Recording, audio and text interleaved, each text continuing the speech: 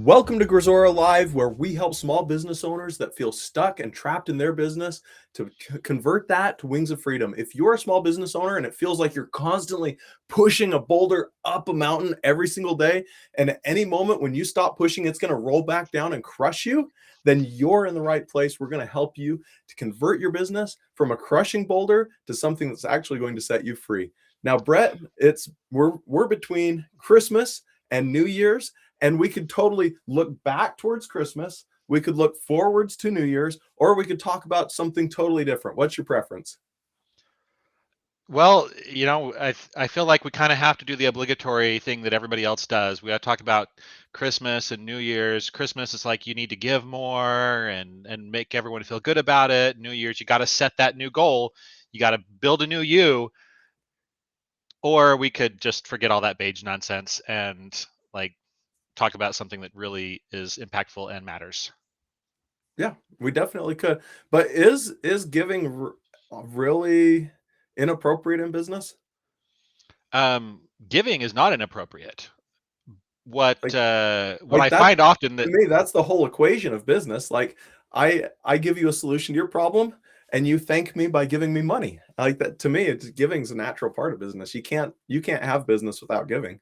Well, that's the best part if it's a voluntary exchange. But when we talk about actual uh, giving Mhm. in the context of this word that people use called altruism, it's it can be a little bit different dynamic.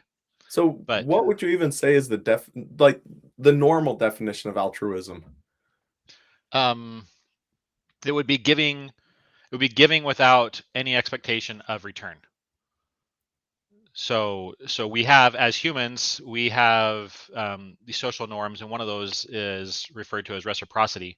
Okay. And where when somebody gives something, there's an expected return of some kind Yeah. that's supposed to be given back. And if it's altruistic, you break that norm and you just give with truly no expectation of a return of any kind. Now, some people, when they give, you're saying that they're going to expect to get something back, and they could expect to get something back from the person they handed it to, or they could expect that if I just give out here, somehow, in some way, somewhere, something's going to come back to me because I'm giving, Well, right? yeah, And there's two different ways that people expect things to come back. and then there's the argument that true altruism doesn't even exist because as soon as you do something that you feel good about, you have the benefit of feeling good about it, and that's what you get back. Aha. And so it doesn't even exist at all. But when it applies to business um, giving, it is about that exchange because that's how we move things forward. Business owners fundamentally take lower order resources, is the fancy way to say it. They take something that's not worth very much and they transform it into something that's worth a lot more. Yeah. And that can be done in a lot of ways. I mean, a really easy example is a land developer who takes a plot of farmland and they go through the whole bureaucratic mess to get it turned into a subdivision. Mhm. And done correctly, they make take the land, say, from five or $10,000 an acre to 60, 100, $200,000 an acre, Mhm. or more. And they've done that transformation. Sometimes it's simply about moving a resource from where it's not valued to where it is more valued. Yeah. So you don't actually have to like change anything about the item to create more value out of it. But that's what entrepreneurs do. We find these ways to create more value out of the things that we have or that we can get access to. Yeah, I heard about a guy who was they were buying a bunch of like washers and dryers and different things that were needed for apartments, and he would buy them and move them to a college town just before everyone got to school, so that when they were stocking their new apartment, he knew that there was a shortage, and so people would come in Mm. and buy those. And then after that, he would move them to a new location if it wasn't like the start of that semester. And so he had found a way, same piece of equipment, just haul a whole trailer load. And suddenly that trailer load went from being worth very little to being worth a lot because there's a lot of demand in that moment at that location for a good. Yeah, and so fundamentally with this thing that entrepreneurs do, we have the aspect of that exchange. So we take something of lower value and make it higher value, and then we exchange so that we can repeat that cycle typically, Mm-hmm. and also extract enough excess value to really begin living the life that we want to live. I mean, because if you're not able to do that with your business, then you don't really have a business, you have a prison. So your bone to pick with giving isn't necessarily giving in and of itself. It's more of the useless giving then. Yeah, useless giving. And one of the things like that I see is giving like Christmas bonuses, for example. Okay. A lot of business owners think they're giving a gift to their employees. Okay. But if an employee has received a Christmas bonus every year for 3 years, it's no longer a gift. It's an Okay. expectation. It's just Hmm. part of normal compensation. Gotcha. If you want to turn it back into a gift, then it needs to be random and unexpected. Gotcha. Or we'll call giving like giving a discount, and we'll do it out of fear. Hmm. Uh-huh. Is the real reason we're giving that discount because our offer isn't crafted well, or we don't feel like the price that we've set to our offer is really worth it. And and those things we label it giving, but it's not really giving. Anything that's done out of fear isn't truly giving. And for me, one of the funniest examples of giving gone wrong was I knew this husband and wife who had gotten married recently. They're some kind of newlywed, getting used to each other, not sure what everybody how everything lines up. And I think if I remember right, the husband thought he was going to be doing this great service by going and washing the dishes for his wife. And the wife thought she was doing a great service for her husband by sweeping the floor after every meal. Well, it turns out the husband hated washing dishes. The wife loves washing dishes. The husband enjoys sweeping, and the wife hated sweeping. So they literally took the thing they loved most, gave it to the person that hated it the most, and took the thing they hated for themselves.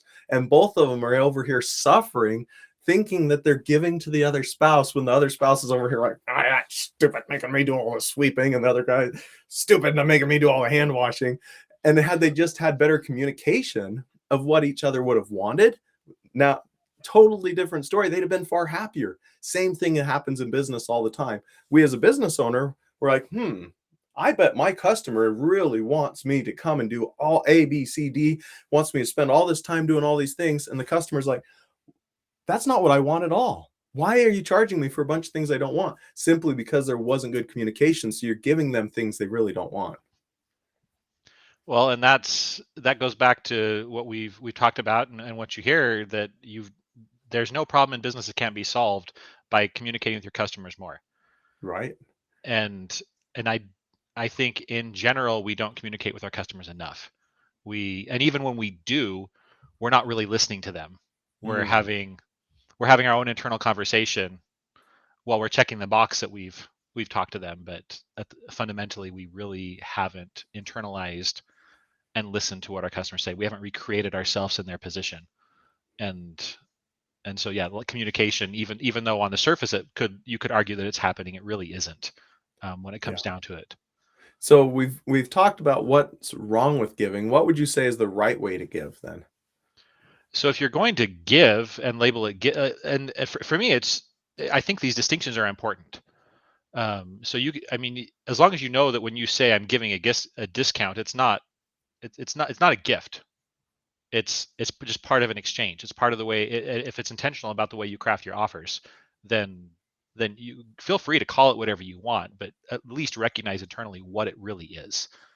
A gift is something that you give away, and you don't have, at least in the immediacy, don't have any expectation of a return. And you can do that. So another way I've seen giving go wrong is I've experienced myself is I used to do a lot of trade shows, and Mhm. sit behind the booth. And one of the things that's common at trade shows, you have all these giveaways: pens, candy, Mugs, tablets, maybe. mugs, all the things. Yeah. And what I found was having all these giveaways did nothing to attract my ideal client. In fact, all it did is keep my table swarmed with people that had nothing, that had no interest in what I was offering. And I remember one time I was sitting there and watched one of my ideal clients just walk right by. He wanted to stop, but because there were a bunch of other people looking through the giveaways that I had, he just went right on by. Yep, I was yep. like no more. Like so when I was at the trade show, it was like no candy. I had a couple of giveaways to give away to customers, but I had them underneath the table. Yeah. And my favorite is when you're at like a trade show like that, and I don't know, for me, usually tech and business, where I've usually been at those events and those shows.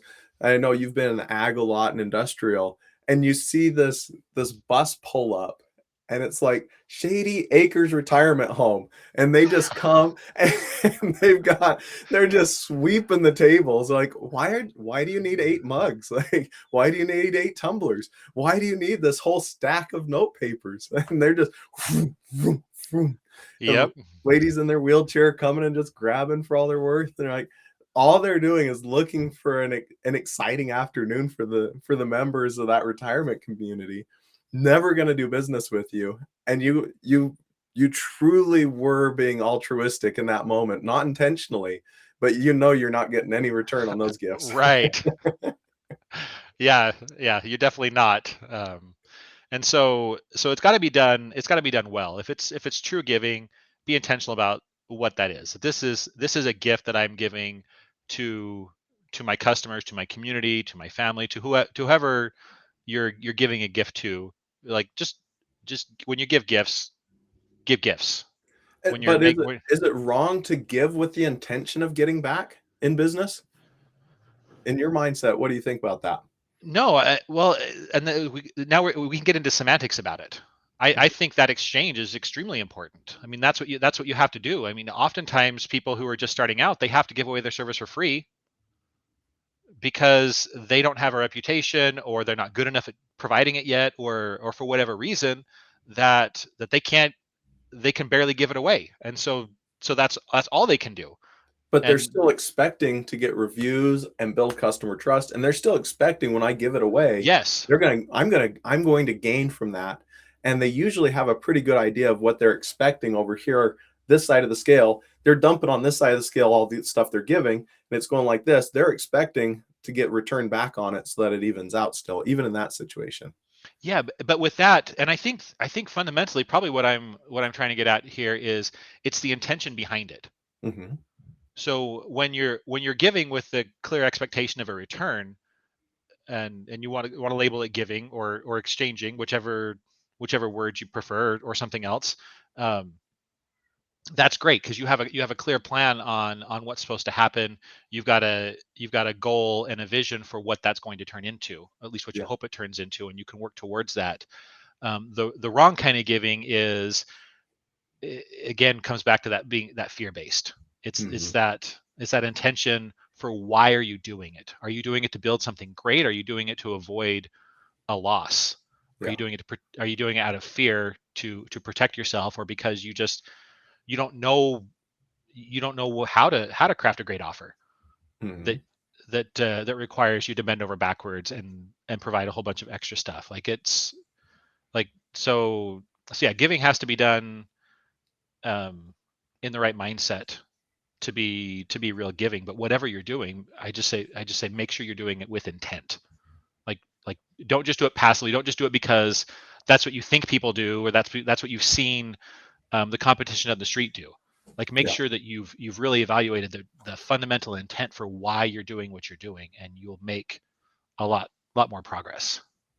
Make a lot better decisions. If Make a lot better decisions. Yes. oftentimes we're driven by this subconscious, and it's trying to nudge us in the direction it thinks we should be going. So if we've had terrible experiences in the past and we're hampered by those experiences, it may affect, oh man, I've got to give them these three things. Well, the customer doesn't expect them. It's just that we have that feeling inside us that I have to do that because when I didn't give those three things in the past, I had a bad experience. So our subconscious is trying to protect us. And now, like you're saying, you're calling it that fear-based giving. We may be giving based on our past history and not at all what the market's asking for.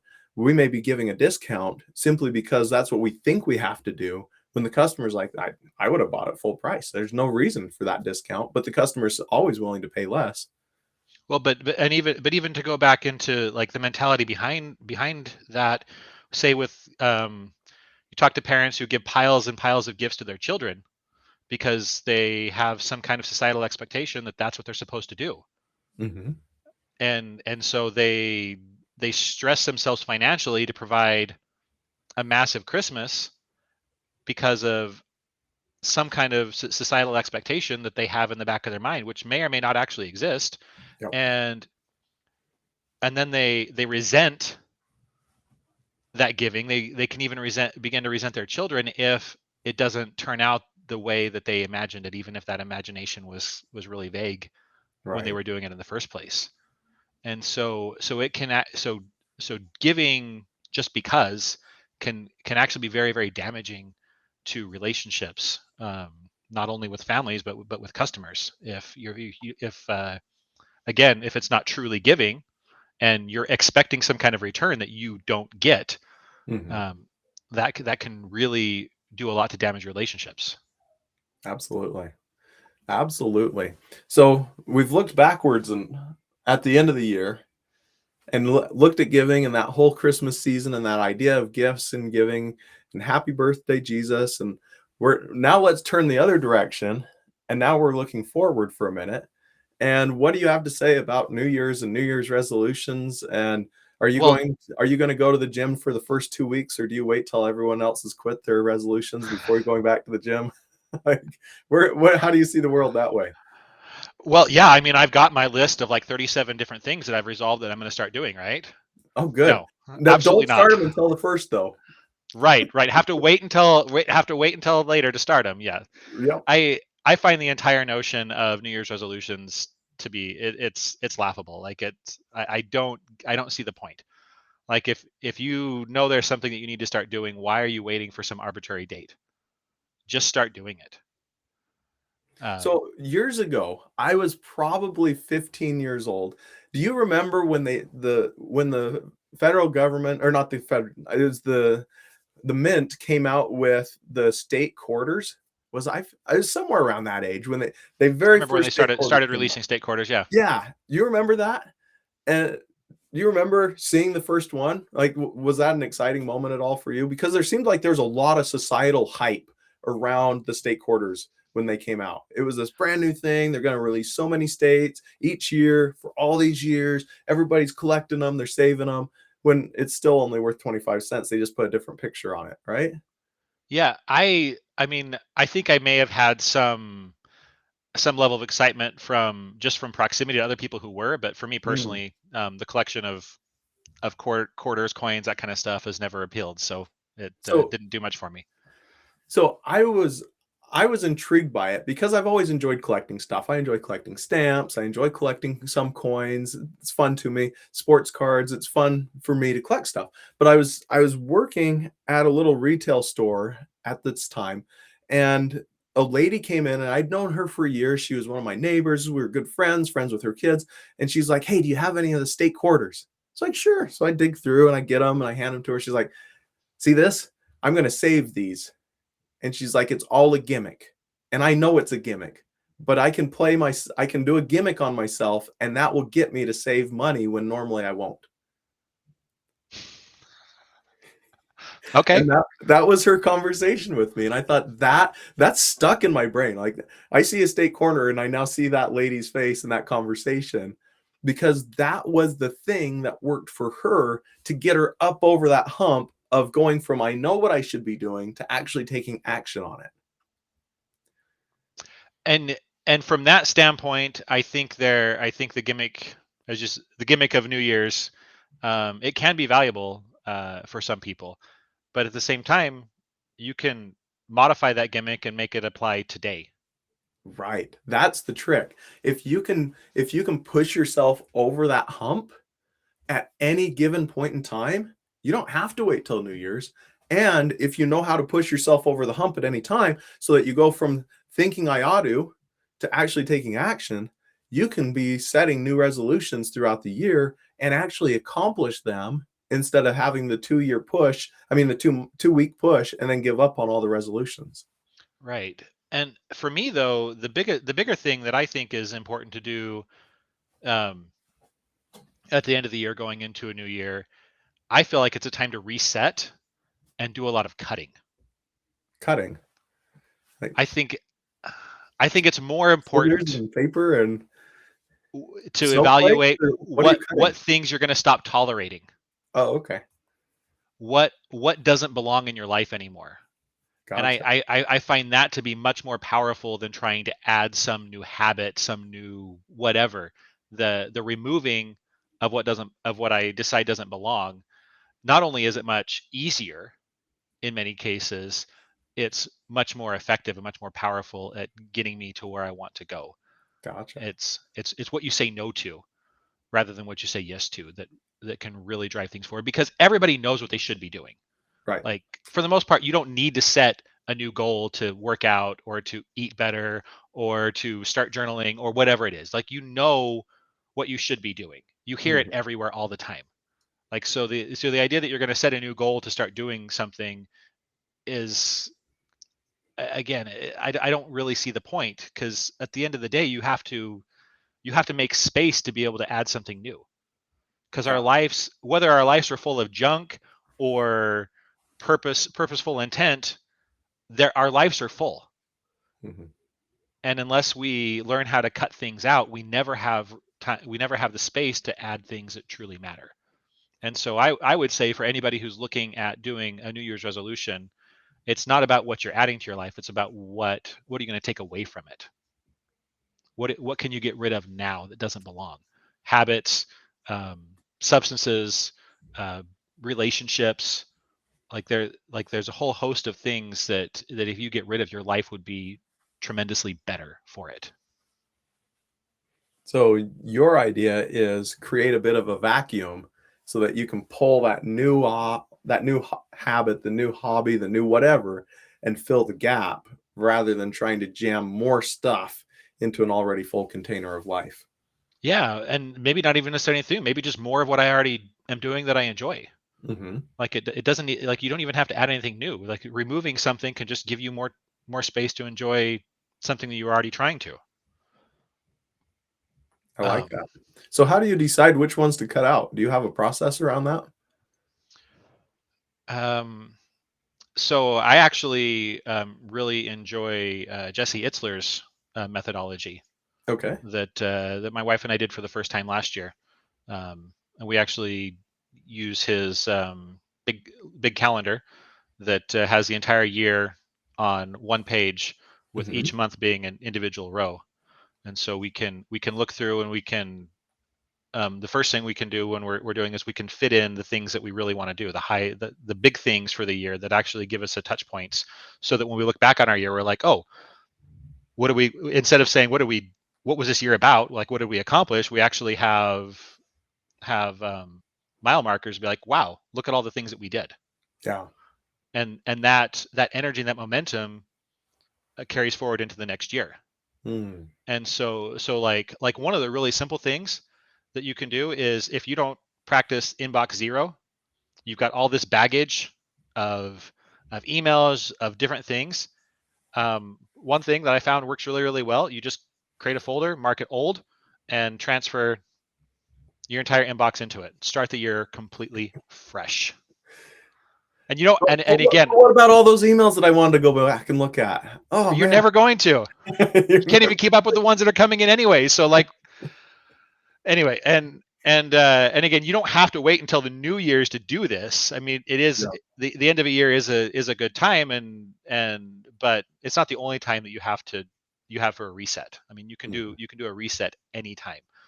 But that's just one example of something to do, that you can cut out and get rid of that mental baggage, because at the end of the day, it's, if we, as business owners, it's the open loops that keep us stuck, they keep us trapped, because they take up mental What do you bandwidth. mean by open loops? Open loops. So it's decisions that we've been thinking about that we haven't decided on. It's plans of things we want to do that we haven't, that they're just there in your brain, Mhm. taking up bandwidth. They're taking up your processing power, Yeah. and leaving you less for the whatever your current activity is, because it's always there in the back of your mind. Yeah, everybody So has a computer at this point, right? And everyone's yes, used a computer. And when you have 50 different tabs open on the web browser and you have 5 different documents open on your computer and you have 3 different other applications going, your computer has to divide its processing capacity. You can't magically add more processing capacity to a computer. It's stuck. So if you've added all that stuff, it's dividing up among all those different things and trying to balance each one of those would be an open loop in our example, right? And we did yes, that same thing in our own lives. We're like, oh yeah, I really want to do this one thing, and I want to spend time over here, and I want to plan this trip, and I've got to make a decision on whether I'm firing this employee, and I really want to put together this new offer, and all those things are sitting like open programs and open Word documents and on the computer of our brain, just bogging us down and keeping us awake at night. yeah. And so that's where, like, just shoving all your email into a folder and just be like, it's gone. Like, if I absolutely need to search it, I can, but at the end of the day, I don't need to do anything with it.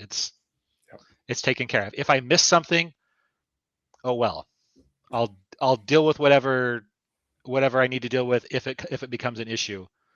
But I'm going to start fresh right now. Another thing to do is, like, all these plans of things that you want to do, create a place where you can trust that it's going to be. That's the important part. You have to trust that wherever you write it down isn't going to be lost.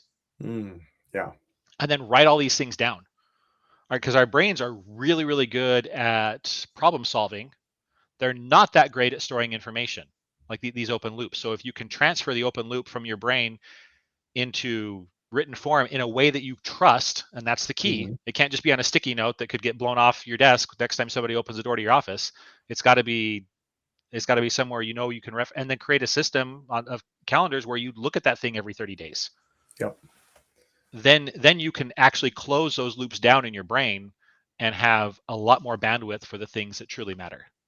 One of the easiest ways to do that I found that works for people is everyone either on their phone or on their computer or on their fridge or in a notebook, somewhere everyone has a calendar. They may not use it very often, but if you go in and you start training yourself to look at your calendar every day, then you can go in and say, ooh, there's this problem.